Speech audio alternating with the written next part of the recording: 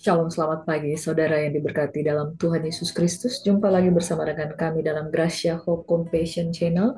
Salam anugerah, salam dalam kasih dan pengharapan di dalam Tuhan Yesus Kristus. Mari saudara yang diberkati, kita siapkan hati kita untuk mendengarkan firman Tuhan, pengajaran yang memberkati kehidupan kita, sehingga kita dibawa terus Tuhan, keluar dari gelap kepada terang Tuhan yang ajaib, dari tidak mengerti menjadi mengerti, dari kita menjadi manusia yang hidup di dalam kegelapan, kita semakin diterangi untuk hidup di dalam kebenaran. Saudara yang diberkati, mari kita siapkan hati kita untuk mendengarkan firman Tuhan. Kita berdoa. Bapak, terima kasih Tuhan buat pada pagi hari ini kami rindu untuk mendengarkan firman-Mu, pengajaran-Mu yang kiranya terus memberkati kehidupan kami sehingga hidup kami mengalami satu transformasi kehidupan. Kami belajar untuk mempersembahkan kehidupan yang kudus, berkenan. Itu adalah ibadah yang sejati. Dalam nama Yesus kami bersyukur. Haleluya. Amin. Sekali lagi selamat pagi saudara, Shalom. Tuhan memberkati kita sekalian.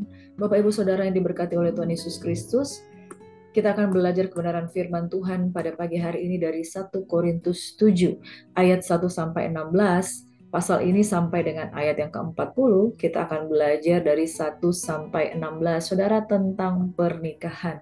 Saudara, orang-orang banyak yang merindukan pernikahan, perkawinan. Ya, dua menjadi satu. Banyak orang yang mengidam-idamkan yang belum dapat jodoh, semuanya sedang berdoa untuk mendapatkan jodoh. Tapi kehidupan di dalam pernikahan, dalam mengarungi bahtera kehidupan, atau bahkan setelah pernikahan, apa yang terjadi, saudara? Ternyata tidak semudah yang dibayangkan oleh orang-orang yang belum menikah. Satu hal, saudaraku yang diberkati, bahwa Alkitab adalah manual book yang mengajarkan kita rule of the game dari sebuah kehidupan. Saudara bisa menjadi seseorang yang berbahagia dengan cara yang daripada Tuhan. Kalau kita menggunakan kekuatan sendiri, nalar kita akan menyuruh kita melakukan apa yang daging kita mau. Semua orang merindukan kebahagiaan. Pernikahan tujuannya adalah kebahagiaan. Tapi jangan sampai karena kita tidak mempelajari manual book, maka pernikahan itu menjadi sesuatu yang tidak membawa pada kebahagiaan. Ya, pernikahan tujuannya dua menjadi satu. Di dalam Kejadian 1, ya, firman Tuhan katakan bahwa manusia dipanggil untuk berkuasa. Amin. Bahkan manusia diciptakan untuk menjadi penolong, ya. Kejadian 2 ayat 23, 24. Seorang laki-laki akan meninggalkan istrinya menjadi satu dengan istrinya.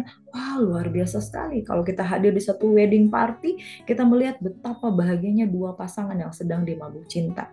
Tapi saudara, kebahagiaan itu tidak berakhir sampai di situ. Ada hidup yang harus dijalani. Di dalam perkawinan, mari kita kembali kepada manual book bagaimana kita menjalani hidup. Ya, 90% masalah konseling yang dihadapi keluarga karena masalah dalam pernikahan.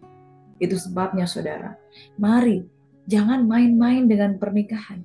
Jangan kita fokus dengan kebahagiaan diri sendiri, tapi fokus apa yang menjadi kebahagiaan pasangan yang Tuhan kehendaki di dalam kehidupan kita. Fokus kepada apa yang Tuhan mau dalam kehidupan kita, bukan apa yang kita mau. Karena kalau mengikuti daging kita, saudara, manusia itu bisa egois. Itu sebabnya.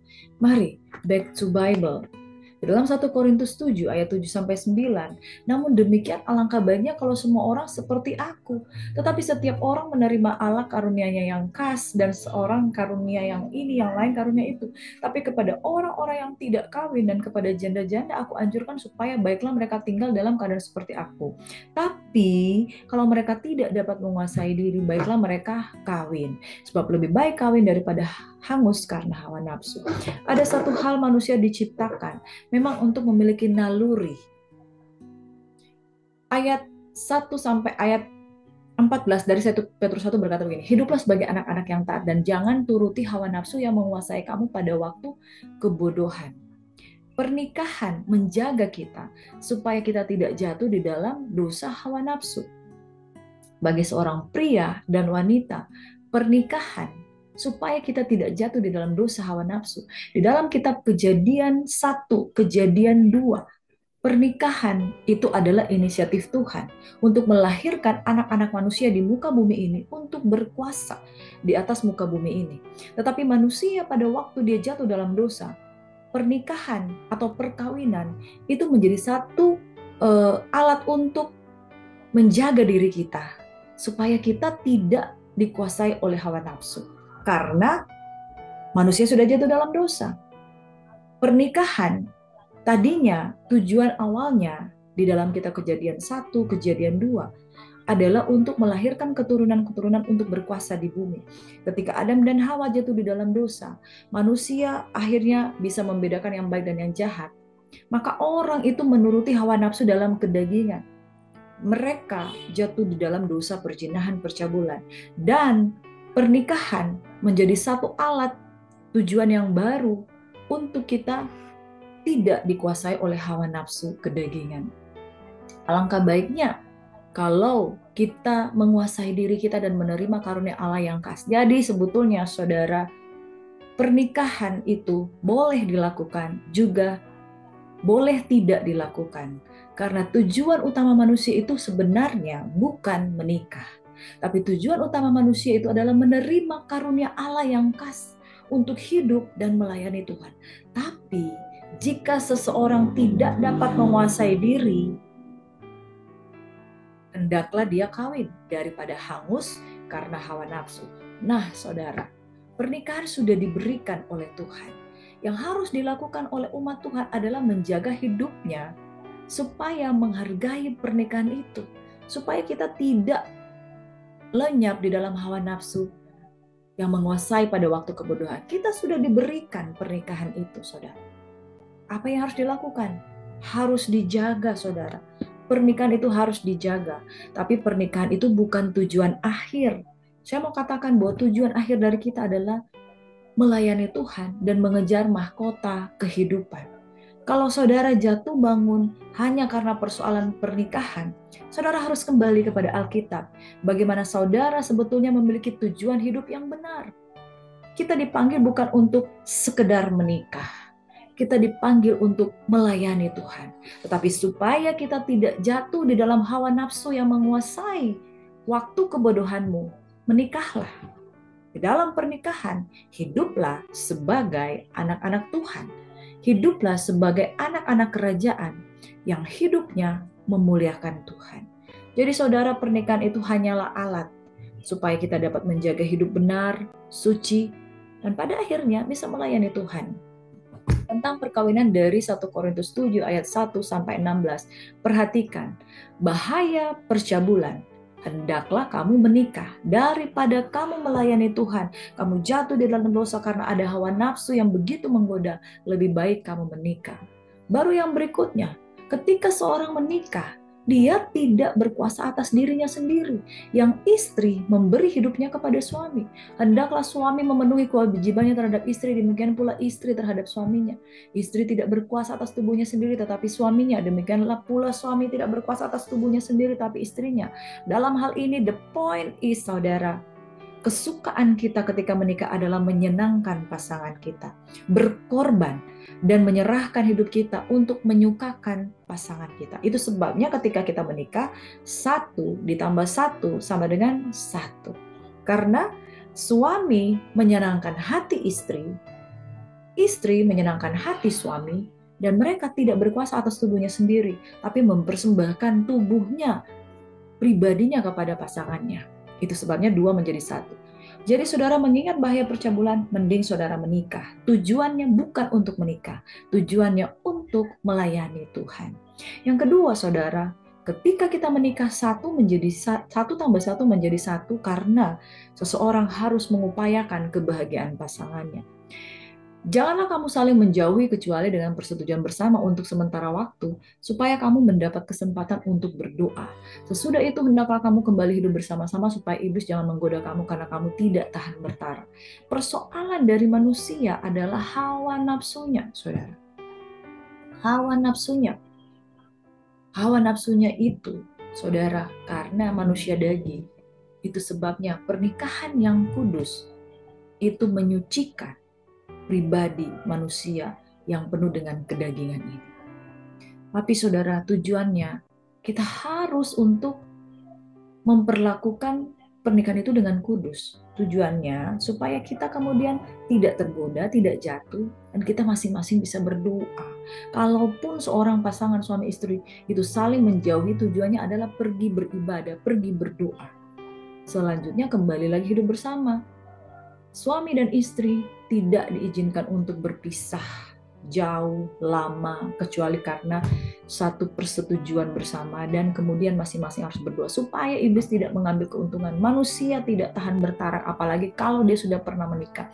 Hal ini kukatakan kepadamu sebagai kelonggaran, bukan sebagai perintah, namun demikian alangkah baiknya kalau semua orang seperti aku, yaitu tidak menikah, tetapi setiap orang menerima dari Allah karunia-Nya yang khas, yang seorang karunia ini, yang lain karunia itu. Tapi kepada orang yang tidak kawin dan kepada janda-janda aku anjurkan supaya baiklah mereka tinggal dalam keadaan seperti aku yang tidak menikah karena fokus melayani Tuhan.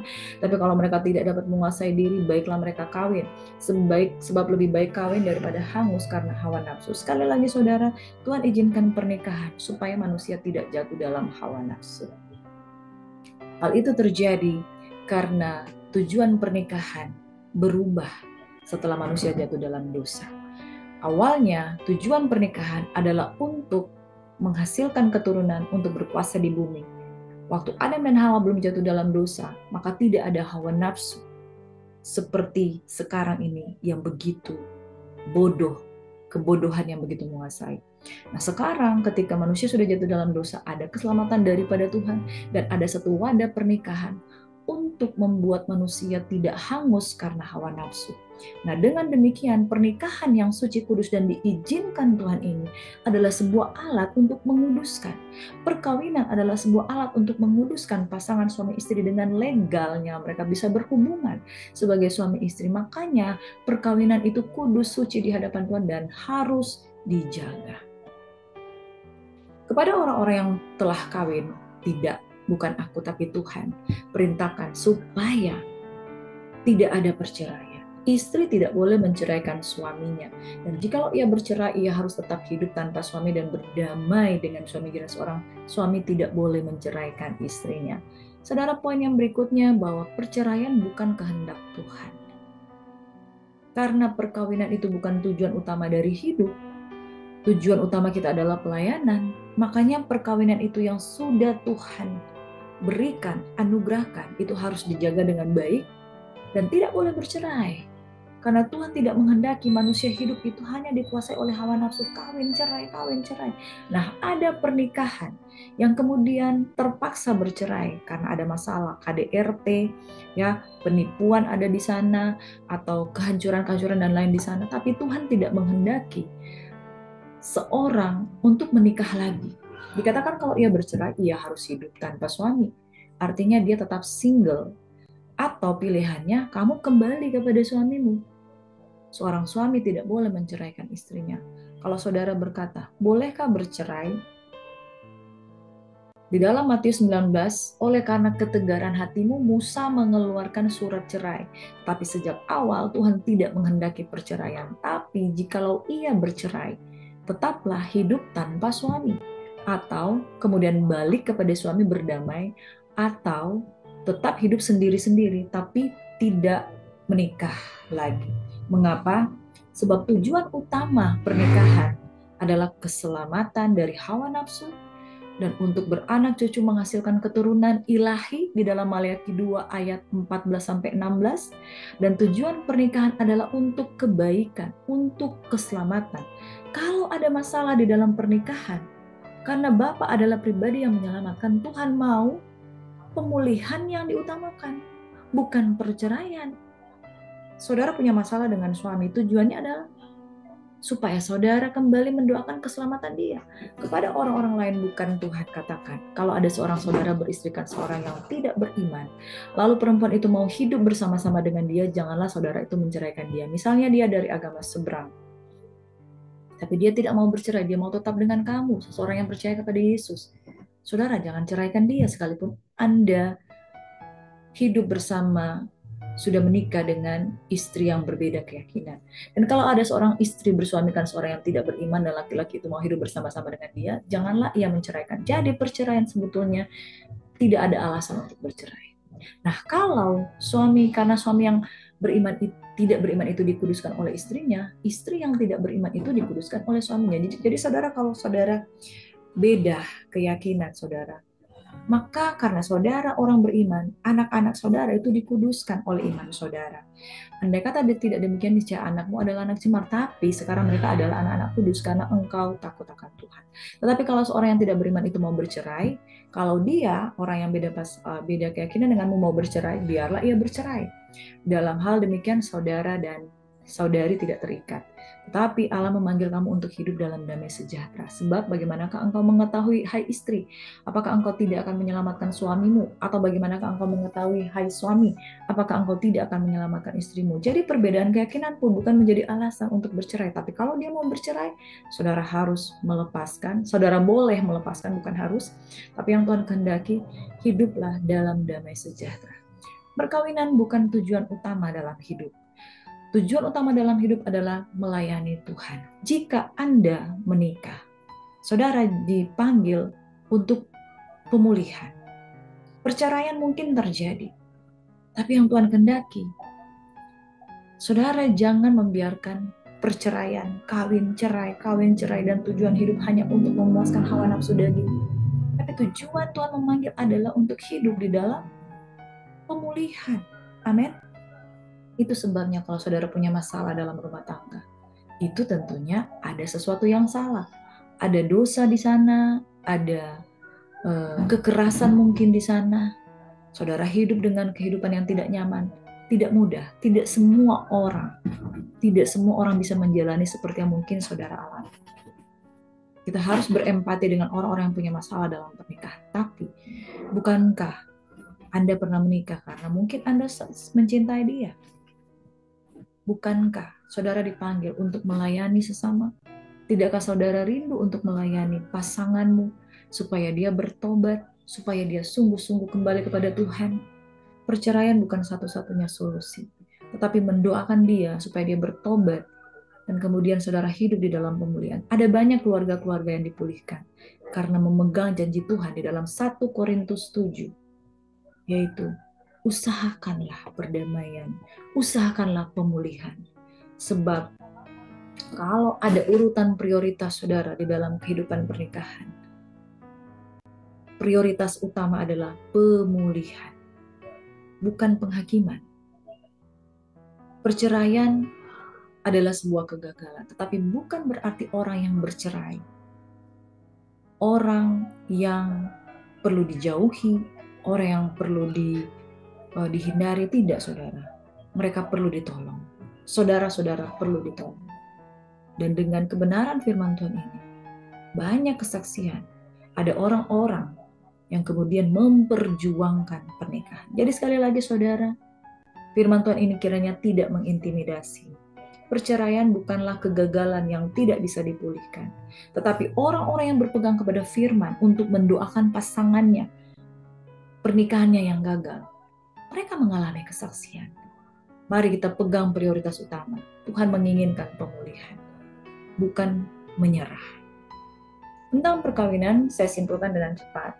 Pernikahan adalah anugerah dan perlindungan supaya kita tidak jatuh dalam hawa nafsu yang menyesatkan. Hidup selibat, hidup tidak menikah itu baik.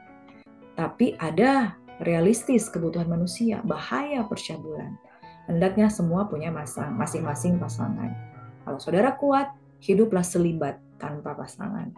Tapi jika dikuasai oleh hawa nafsu, diserang oleh hawa nafsu, hendaklah ada pasangan. Dalam hubungan suami istri ada berkat, tapi ada tanggung jawab, timbal balik, harus memberi diri, harus saling setia. Pernikahan bukan hanya soal cinta kebersamaan, tapi juga menjaga kekudusan dan saling melayani. Seksualitas dalam pernikahan adalah suci, bukan tabu, dijalani dengan kasih dan pengertian. Yang kedua, hidup menikah atau tidak menikah adalah panggilan, bukan paksaan. Paulus menjelaskan bahwa hidup selibat itu karunia, karisma. Begitu juga pernikahan. Tidak semua orang punya panggilan yang sama. Yang penting adalah menjalani panggilan hidup masing-masing dengan tanggung jawab. Kita harus menghormati setiap pilihan hidup. Menikah atau tidak menikah, itu adalah pilihan. Yang utama, Hiduplah dalam kekudusan dan kesetiaan, bukan status relasi semata. Yang ketiga, kesetiaan dalam pernikahan adalah perintah Tuhan. Makanya opsi untuk perceraian itu adalah opsi yang tidak pernah ditawarkan oleh Tuhan. Paulus menegaskan bahwa pernikahan tidak boleh diputuskan sembarangan. Jika terjadi konflik, bukan perceraian yang pertama-tama dikejar, melainkan rekonsiliasi atau pemulihan.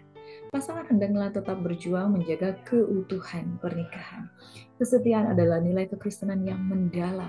Dalam pernikahan, pasangan dipanggil untuk saling mengampuni, saling menopang, dan tidak cepat menyerah dalam menghadapi tantangan. Tuhan penuh dengan kasih karunia untuk menolong. Amen. Saudara, poin yang keempat, jika hidup bersama pasangan yang belum percaya, nah Paulus memberikan arahan mereka yang sudah percaya tapi pasangannya belum, ya, gelap dan terang memang tidak bisa bersatu. Tapi bagi mereka yang belum percaya, kalau mereka bersedia tinggal bersama, hendaklah tetap dipertahankan. Siapa tahu melalui orang percaya, Anda dan mungkin pasangan Anda yang tidak percaya, kemudian mereka akan kemudian sama-sama diselamatkan. Itu menjadi sarana keselamatan bagi pasangan dan anak-anak Anda. Iman Kristen bukan alasan untuk memecah belahkan rumah tangga. Sebaliknya, kasih Kristus itu akan menguduskan diri orang percaya tersebut dan pasangannya, dan dia menjadi terang dan pengaruh positif dalam keluarga. Yang berikutnya, Tuhan tidak menghendaki perceraian melainkan pemulihan. Kepada orang-orang yang telah kawin tidak, bukan aku, tetapi Tuhan perintahkan supaya seorang istri tidak boleh menceraikan suaminya. Jikalau ia bercerai, harus tetap hidup tanpa suami atau berdamai dengan suaminya, dan seorang suami tidak boleh menceraikan istrinya. Maleakhi 2 ayat 11 dan seterusnya.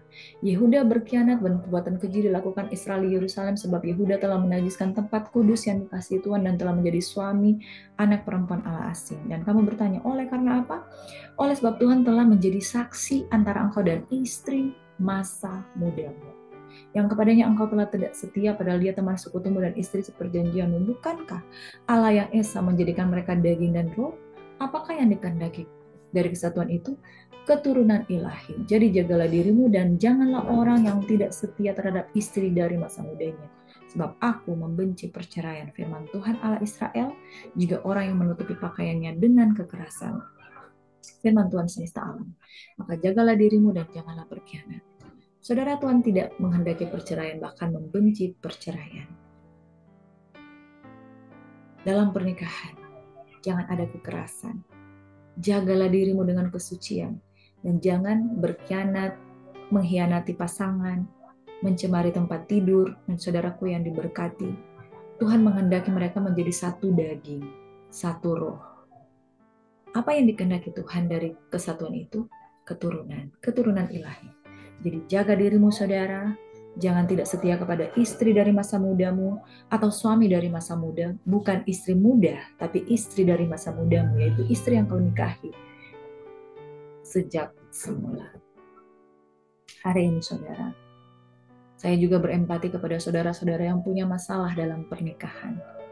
Tapi saudara pegang dulu ini firman Tuhan, dan saudara akan melihat ternyata banyak pasangan juga bisa menjalani untuk hidup dalam pemulihan. Mereka kembali kepada pasangannya yang semula. Mereka mendoakan itu, mengupayakan itu. Bukankah tujuan Tuhan adalah keselamatan? Dosa yang sudah merusak. Akibat dari perceraian, anak-anak menjadi korban.